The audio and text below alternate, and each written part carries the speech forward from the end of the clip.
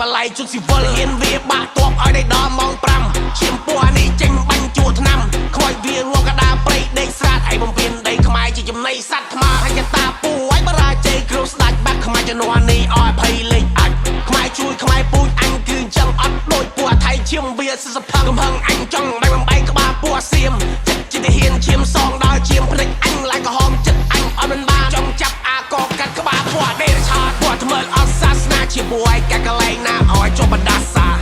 ពួកថ្មើលអត់សាសនាស្រែកឃ្លានដីខ្មែរគ្រប់ចំនួនខ្សត្រាពួកថ្មើលអត់សាសនាជាមួយកាកលែងណាឲ្យចុះបណ្ដាសា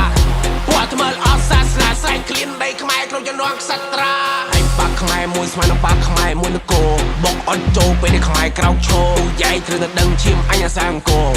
អញហៅភ្ជូអញហៅផ្គរពួកនេះអត់មកយាតហ៊ានស្រាតខនមុខអន្តរជាតិ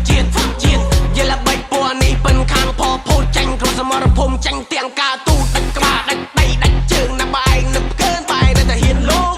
វារត់ចោលគ្នាពេលដែលលឺក្រកភ្លើងខ្មែរដើរចូលយើងដើរទ្រូងពើអញម្ចាស់ទឹកអញម្ចាស់ដីអញម្ចាស់ព្រៃអញម្ចាស់ប្រាសាទអញម្ចាស់ទិសទាំង8ខ្មែរជំនាន់ក្រោយតទៅថ្ងៃមកសាមគ្គីយើងខាងសត្រូវនឹងបាត់ស្រោតចិត្តអញខ្លាំងចុះស៊ីសាច់ហើយឆៅអញនឹងចាំទុកតកូនតចៅពួកឈាមថោពួកថៃឈាមខ្មៅដកទុំជាតិចោលជន់នៅលើដីមកចន្ទកោដើរចូលយើងដោតទុំជ័យនេះជាទឹកដីអញសុំស្ដាប់ពួកដេរថៃខ្មាំងបរាជ័យខ្លាចជាកំដរដីយើងត្រូវការសុខសន្តិភាពបើមានអ្នកជ្រៀតយើងត្រូវទៅតដៃខ្មែរយើងមានឈាមបរមានពេលយើងចេញច្បាំងសត្រូវដឹងតែខ្សែពួកថ្មើលអត់សាសនាជាពួកឯកាកលែងណាឲ្យចុះបណ្ដាសាពួកថ្មើលអត់សាសនាស្រែកឃ្លានដីខ្មែរគ្រប់ចំនួនខ្សត្រា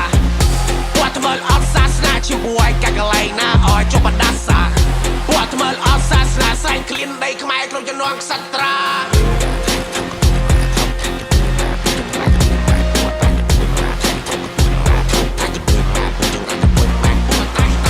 អញពូជខ្មែរមិនមែនអ្នកជំនឿអាស៊ីអត់ពូឯងមកជន់ឆ្លៀឯផ្ដាំតកូនតចៅ